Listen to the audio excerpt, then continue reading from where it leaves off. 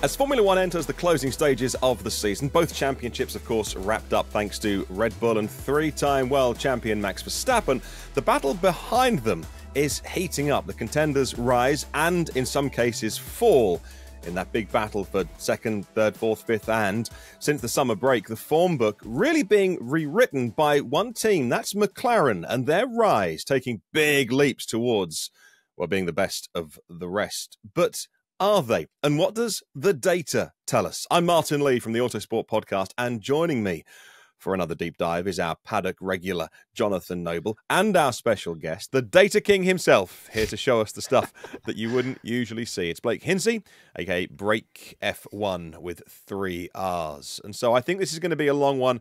We'll probably split this into, make this part 1. So look out on YouTube for the following parts, because there's going to be a lot to get into today.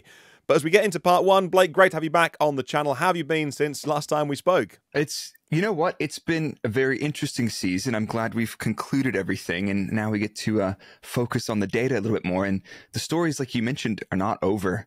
And it's been really interesting seeing, like you alluded to, some rises and falls. And that is the interesting stuff. The championship is done, but we're still learning, just like everybody else. So I've been good. I've been excited, and I'm glad to be back here talking to both of you guys again. We can't wait to uncover the stories of what the data tells us. A quick recap then of the top 5 teams. Clearly, one team far and away, apart from one race, we'll forget about that. It just knows how to set their Red Bull RB19 up for, it seems, any circumstance, at least in the hands of one of their drivers. But let's talk about the rest of the teams as well. Before the summer break, what have been some of the strengths and weaknesses that you've picked out? Yeah, so realistically, looking at the pecking order, and we'll come back to that, we've got Ferrari, Aston, very close to Mercedes, albeit achieving performance in a slightly different way. And then there was Alpine, which I feel like we've kind of forgotten about. And then at the start of the season, there was McLaren. So Red Bull, I think, is quite obvious, and it almost seems like a generality to discuss it, is they've done everything well. They did high speed, straight line speed, great cornering performance. One thing that was, I think, overshadowed by their domination and gap to the rest of the field, you know, when you're putting 0.3% into Ferrari up until Spain, that's a big gap. Like, Ferrari looks like a midfield contender at that point. They were actually not particularly strong in low speed corners, but we can kind of forgive them of that because they were making up the lap time everywhere else. We don't really pick that out so much. Ferrari, on the other hand, was kind of like the opposite of that. They had middle of the field top speed, so they were reasonable to Red Bull. They didn't look like they're a million miles off like some of the other cars we'll get to. But they had good medium and high speed performance, and they had really strong low speed performance. But as a whole, you know, we didn't really pick those characteristics out because all you see is Red Bull with this gap to everybody else, and you're like, okay. And then I don't know what you guys thought about this. We've talked about this a few times, but Aston, the resurgence over the winter break, and you're like, where did this come from? And we've had lots of conversations about where they've gone, which we'll get back to, I guess. But they're a great low speed performance car, reasonable medium speed performance, and good high speed. The problem with Aston was had so much drag on their car, and you know, at the high and average downforce circuits, they would go well. Then when you get to a low downforce circuit, and it's just like they're just losing so much time in the straights. And Mercedes, like we said, was kind of similar to Aston. They were just kind of like overall not so strong in low speed, okay, medium speed, and they were also a draggy looking car, to the point of looking at the season thinking all the McLaren power unit cars are sitting often in the bottom half of the speed traps, and we're like, is that a power unit characteristic? Or they all just ended up running a slightly more draggy concept or less efficient concept, and Ferrari and Red Bull were kind of the outliers. So that was a tough one. And then Alpine, and characteristically, not dissimilar. They had a little bit of the same characteristics in between the Ferrari and the Aston in terms of speed. Good medium speed and high speed, and average to low speed performance. And then McLaren just looked bad. The season started and you're like, what have they done? There's no way a team like McLaren have ended up here. Their low speed performance wasn't great. They had terrible high speed performance, and they had the worst drag of the top 5-6 cars. So let's put it this way. they were closer to Haas than they were to Mercedes at the start of the season. So, and that kind of really paints the picture. And I feel like after the last 5 races, we've forgotten about that completely. Or I have. I've got recency bias coming out of my ears. But I think that's really that kind of a long-winded way of describing where all the cars were at in terms of performance at the beginning of the season. And, you're looking at that and you're thinking, these are huge gaps. Like if you look at McLaren's average qualifying performance, it was 1.4% off of the fastest lap in qualifying for every dry race up till Spain. That's Formula 2, realistically, in terms of not outright Formula 2 in terms of lap times, but these are not in the same competitive space as the Ferrari and Red Bull.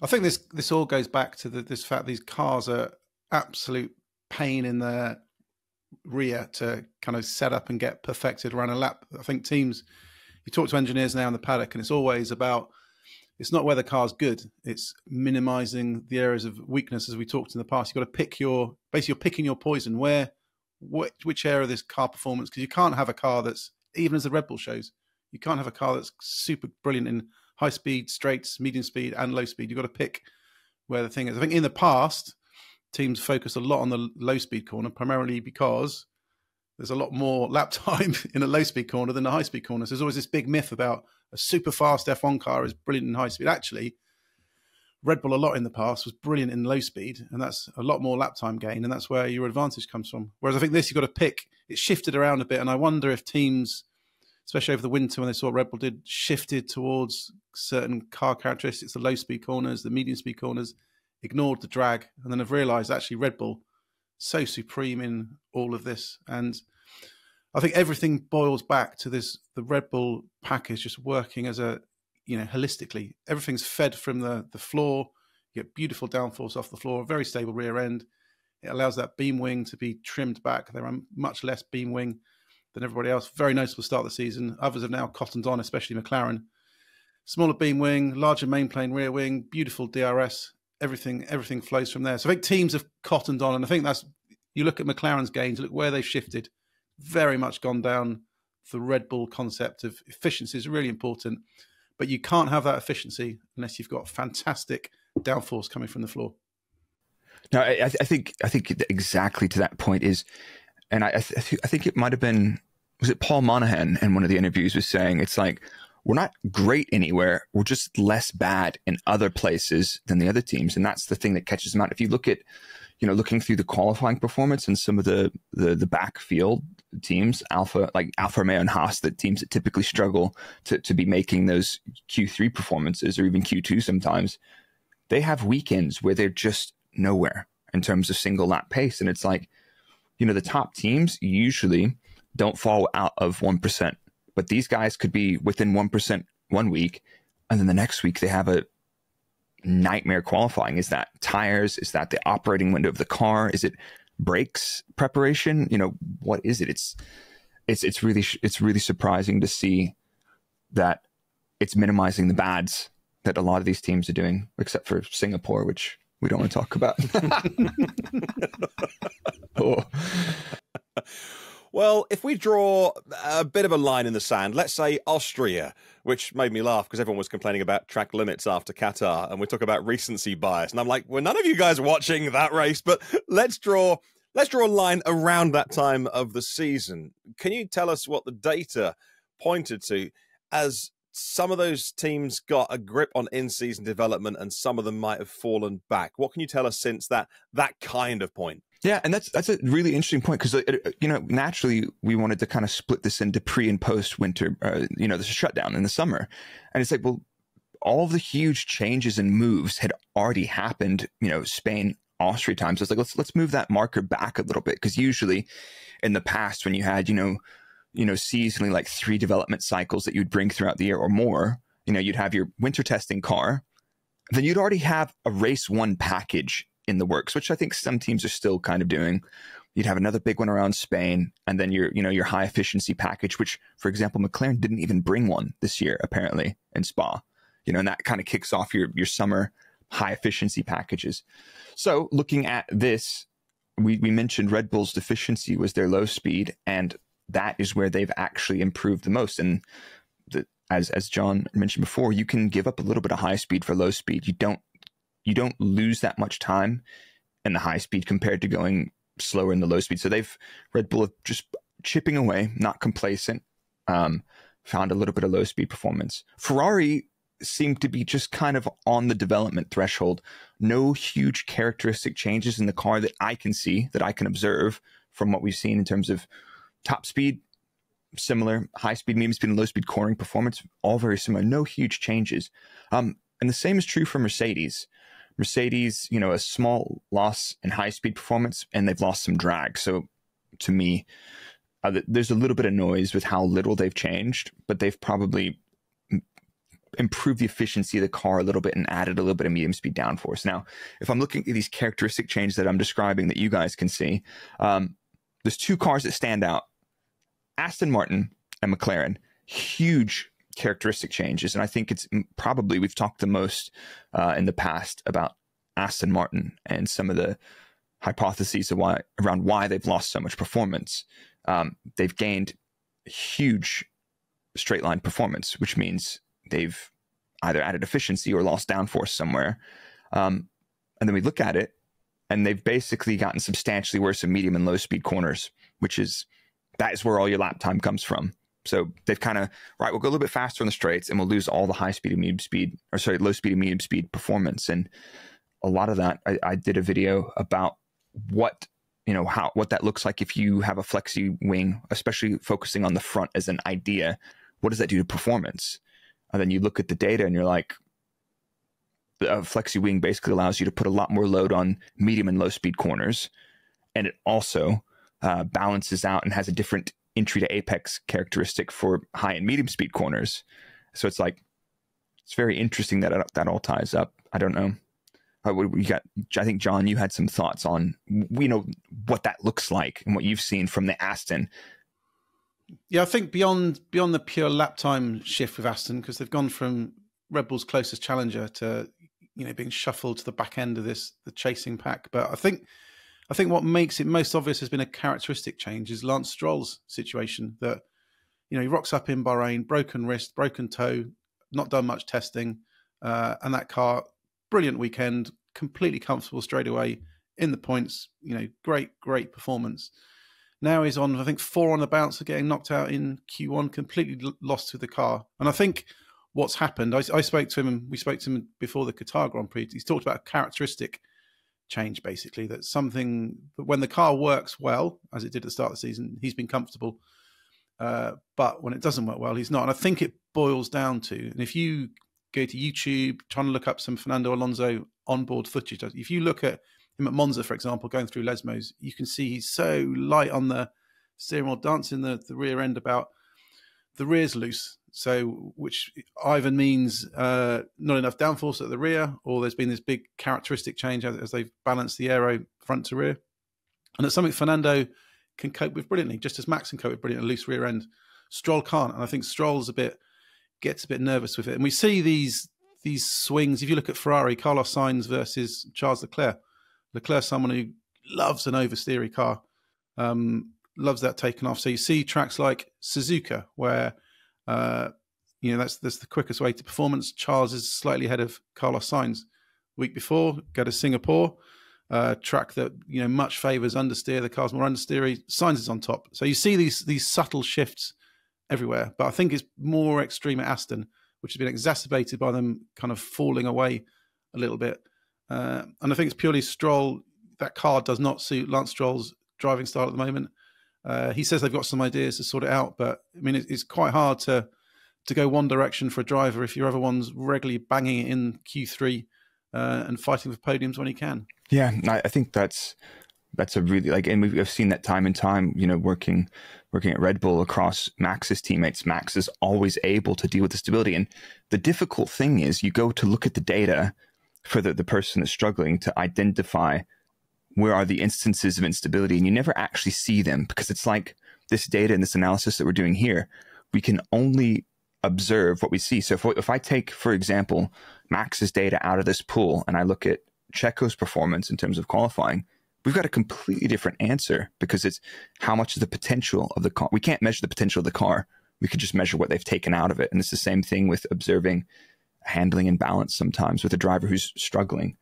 But that, like you said, going back to the Aston point, the high speed and medium speed, if you have a back off front wing, which is what the speculation is that they've been struggling with since Technical Directive 18, if you have a back off front wing, you lose a lot of load on high speed and medium speed entries on the front of the car, which means you could crank up the flap and have a lot more downforce and low speed. And like all those offsets that you would speculate would happen with a back off front wing, looks like what Aston have been hit with. Now, if we move on, we see the characteristic shift from McLaren is the same, except they haven't lost anything in medium speed. Their medium speed performance is great. They are thereabouts in low speed, and they've gained high speed performance, and they've gained straight line performance. So McLaren has been remove the drag that they got hit with at the beginning of the season, which I believe they said was basically down. They missed their targets after reshifting for the technical directive with the floor edges. But it seems like an overall philosophy or a target miss complete in terms of efficiency. And long story short, I think going back to some quotes from Lando or Oscar around Austria, he's like, the characteristics still aren't great, but we've put some load on it. And I'd rather have more load and crap characteristics than, and then they've also taken some drag off the car. So that's easy performance. In Austria, they were faster than Red Bull through the high speed corners, which, is down to their compromises they played. And since then, I feel like they've been able to adjust the amount of drag and downforce on the car to suit the circuit better. And they don't have to go, heavy-handed on the downforce. They can have a better balance overall. But it's that is by far the hugest performance. And I think we'll come back to the qualifying and race performance in a minute to put that in context. But characteristically, you look at all the cars in the front, and Red Bull, Ferrari, Mercedes, a little bit of a shift. Aston have absolutely had a huge mare, and McLaren have made fundamental changes to their philosophy, and that's obvious to see in the performance. But looking which areas of performance that's manifest is ties them with what they've said as well. They've just gained downforce. Yeah, Andrea Stella's proven to be one of my favourite people to speak to. So there's some engineers and team bosses you'll ask questions to, and they're so secretive. They just don't want to give anything away. I think some of your former colleagues are the best at that. But Andrea Stella reminds me of, I went to, I always go back to this story. I went to the Cosworth engine factory decades ago, and was being shown around, and the boss of Cosworth gave me a bit of an engine component. And he said, if I thought you knew anything about engines, I wouldn't show you this, but I know you've got absolutely no clue what I'm showing you. So I think sometimes the F1 teams overthink what we understand and what we know, and are so scared to say anything in case that little bit of knowledge will benefit the others. But I think Andrea Stella has got it all understood. He knows that explaining what concepts, anything he explains to us is going to be 5 steps behind what engineers at other teams know. So we're in Japan, and we do Sunday mornings now. We get 3 technical people. Teams get summed up. They get to show us around the car. Sometimes just a chat. Sometimes it's showing around the car. And in Japan, I said to Andrea, we know you've made these upgrades, but can you just explain why the performance has changed? How is this car producing its performance differently to what it was before? So which could have given a really boring answer from him. He says, I'll show you. So went to the front wing, said, right, this, the elements now, this is outwash. So we're pushing all the air outside the front tire. So basically reducing drag. The FIA don't particularly like it because it's exactly what causes the lack of racing, but that's where the teams are going. So you've got outwash, you move to the side pods on the floor, maximum downforce, the side pods with their water slides, it's feeding the diffuser, all interacting the diffusers. There's your downforce. Suspension components was all about maximizing the flow at the rear, and then you went back to the beam wing at the back, and just the fact that's the sign of how strong a car is. The beam wing, the less angle and instant of your beam wing, more efficiency you've got, more straight line speed, because the beam wing is basically I think the dirtiest downforce you can get, because you don't get that downforce without heavy drag. And he ran through it, and this basically explains why it's more downforce, better efficiency, better straight line speed, and a more coherent package. And you just get the element they understand, as the Red Bull does. It's all about the entire package. Everything's got to work together. No single element stands out as one key. It's just everything's got to feed everything else. And I guess that also goes to the point, like, let's say that Aston did get hit with, some changes that the FIA said, you guys have to change that. Then you've got the rest of the car, which is no longer coherent with the plastic you've got to put on the front to make it work again. And then you've literally got to go downstream of this whole thing. It's like, right, well, the floor is different. The side pod needs to be different. We need to change the beam wing, how we're using that, and you end up with something super suboptimal. But I always find it weird how secretive the technical people are about stuff because, I'm not an aero person. I don't look at surfaces. Like, I stood next to the car for 6 years. I didn't bother looking at it because I'm looking at the screen. I'm like, I can't see anything here, but, teams have, spy photography. Everybody uses spy photography. They'll paste this, hey, can you just get a couple snaps of Ferrari's front wing end plates for us? Sure. The people, the nerds, the aerodynamicists, they know what this stuff is doing and they can speculate what it's doing. It's like, why can't you guys share more technical insight with us? Because all that does is enrich the conversations like we're having now. And we make, what's turned into a somewhat predictable season, arguably. It gives us more layers of things that are interesting to talk about, and it's better for the sport, in my opinion. And it's super cool. And Andres seems like one of those guys that is like, come with me, let's talk. It's fantastic. Every time you ask him a question, there's never disappoints. I love always that. Always makes the effort. So you can just see why he's, if that's how he's reacting to, the impression we get as journalists. You can just see how he's made such a difference at McLaren and that. Yeah. Beacon and talisman and just driving people forwards. So I've been very, very impressed. That is super cool. Yeah, it's awesome to see them on that resurgence, because otherwise you've got drivers like Oscar and Lando, just like we've proven it. We've got the receipts. Look at our careers up until now, and the car is not performing, and now they've got everything coming together. I love to see it. That's the kind of stuff that's getting me excited about this season and next. Well, a quick mention for Autosport Plus. It's our subscriber area. So, yes, it's part of what you can, pay for more information, deep dives, long reads. Hey, this video is free, so I don't feel so bad. But if you do want to go that extra step, then John certainly writes a lot of articles for that. And it's where we help explain the sport a bit more. I always kind of feel like growing up and getting into Formula One, the BBC coverage or ITV coverage seemed to do a better job at explaining the sport when it was more simple. And now the cars are so fabulously complicated, it kind of feels easier to have a conversation about, I don't know, the driver's underwear regulations than try and explain what is so complicated. We're trying to do it on this channel all the time. And it just feels like we've kind of given up a little bit. So the more we can do that, the more certainly kind of someone like myself learns so much about the sport. And I thank the teams for doing that. Let's talk a little bit about the teams perhaps towards the back, some of them who've moved forward, some of them who've dropped back a little bit. Certainly Williams stands out to me. There was a lot of excitement around how that car could perform in certain circumstances, and they seem like perhaps just not on fire as much. Maybe the circuits haven't suited them. Blake, can you tell me more about those teams further towards the back? Yeah, and I think that's a good point to remind that we're kind of splitting the season into Spain and before, and then Austria and after. And I think that's clear because if you look at a chunk of races, you'll draw a different conclusion than this, and it'll still be valid. But I think it's just worth reiterating that point. So I think the team that stands out for me as kind of barely hanging on, because this group is literally barely hanging on or falling away massively, is what this group looks like. So Haas, despite being severely inconsistent in the season so far, they've just made small improvements everywhere, basically hanging on to the development curve, but albeit considering their starting point and their lack of consistency in single lap pace. And I think their points show that as well. They've not really made any strides forward into being able to strike in that top 10 to get any points home on the weekend. Alpine, the second largest drop off. Alpine have had the largest drop off with Aston coming in at second, and they're still managing now and then because they've got some pretty wily racers and good results and good performances. They've brought some points home.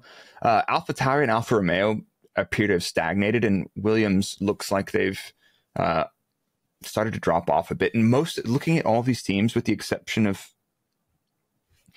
Alpine, Williams, and Alfa Romeo, have not been able to add any downforce and high speed to their car. Like literally the other people are adding ahead of them are adding more efficient downforce. So they're increasing their top speed and they are going faster or the same through low speed or high speed corners. And these guys have not developed. And that's literally a development, right? Most of the teams, they're just not putting usable downforce on the car and they're losing out in high speed corners.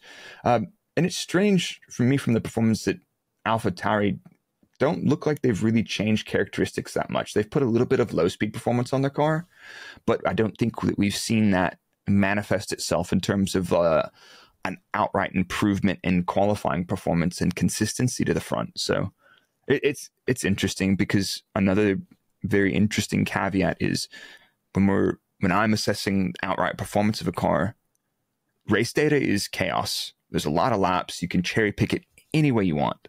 The best thing I think we can do is look at qualifying performance, a single lap.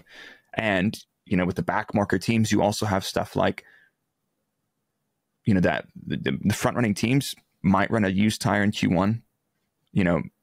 Red Bull, sometimes Max is getting through on a used tire in Q2.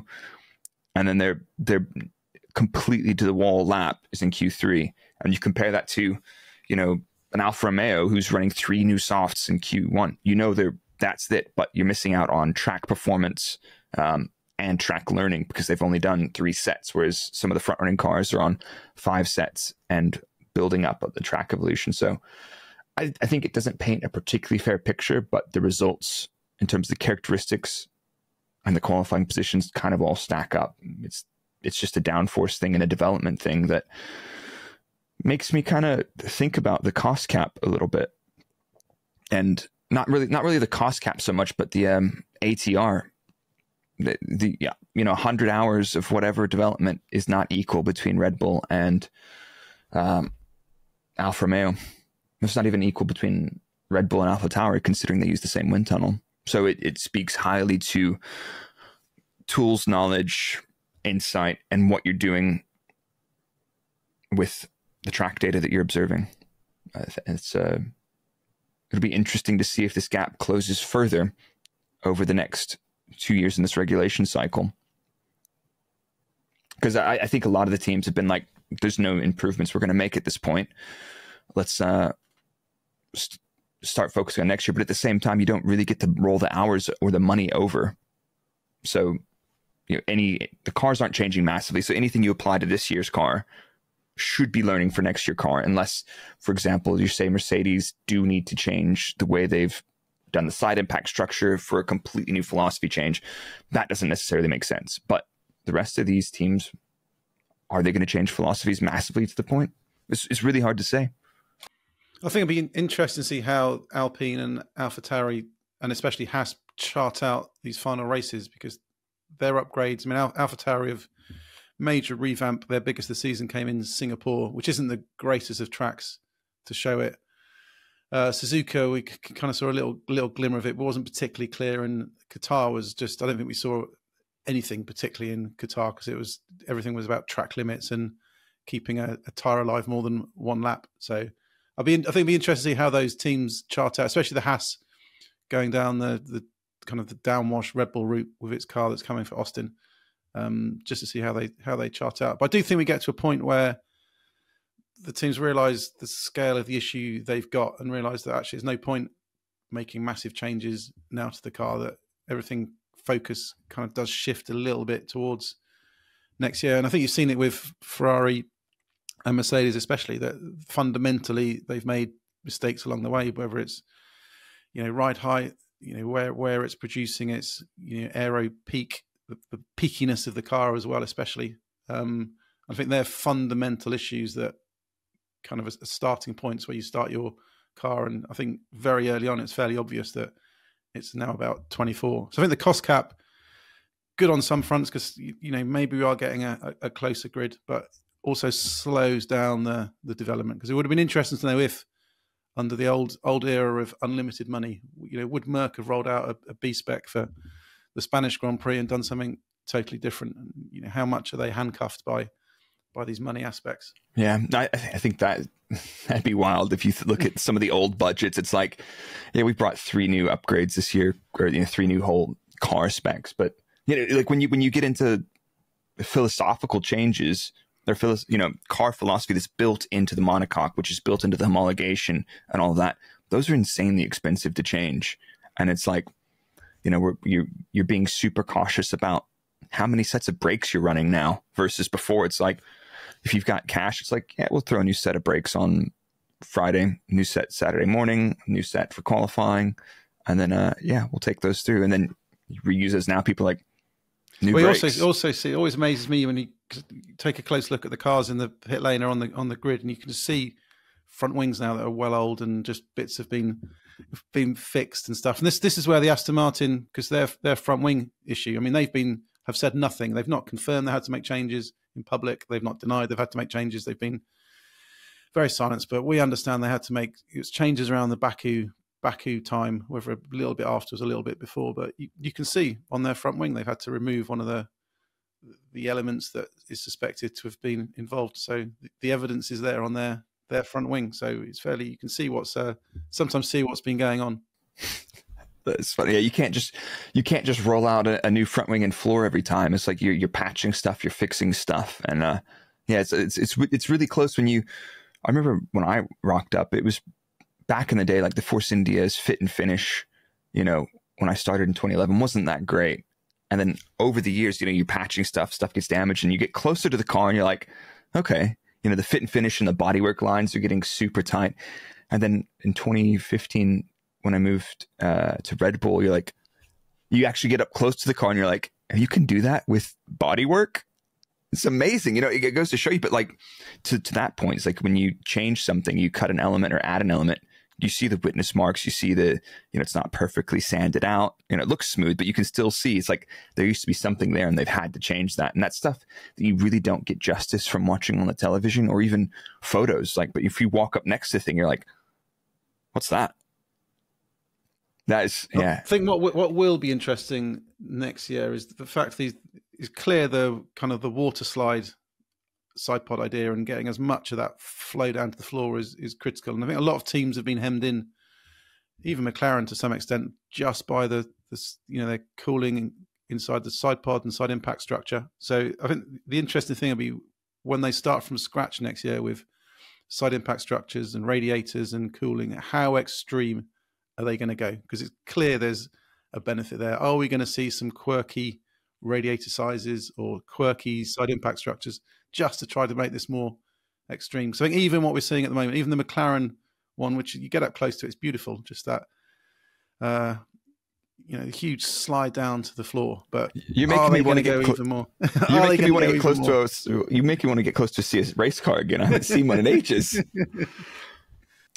Okay, well, there's loads to get into there, and I've got so many more questions for you. So I think we'll take a short break now. We'll split this into a couple of parts, if not more. So that will draw a line under part 1 on this video. Make sure you check out the channel for the following parts. Tune in for part 2 of our chat. We'll talk more about the overall improvements compared to the first half-ish of the season, the gaps to Red Bull, and as we're recording this just after the Qatar race, we'll get into the specifics of the tyres and also the distance that McLaren, or rather the lack of it, were behind Red Bull, and what we can read, if anything, into that. Thanks for watching part 1. Leave a comment below if you have anything to say about what we've discussed so far today. We'd love to know what's on your mind, and check out part 2. Thanks for watching. See you on the next one.